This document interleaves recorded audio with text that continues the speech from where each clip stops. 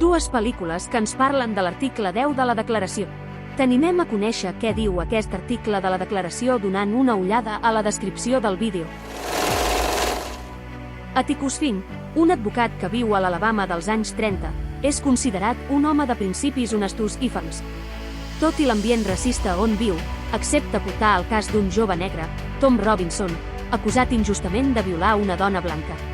Alhora, els fills d'Atticus Finch investiguen la misteriosa desaparició de Burrell, un jove malalt mental. A Madrid, en acabar la Guerra Civil, entre les moltes detencions que es van produir també van ser detingudes i empresonades 13 noies, acusades de col·laborar amb les joventuts socialistes.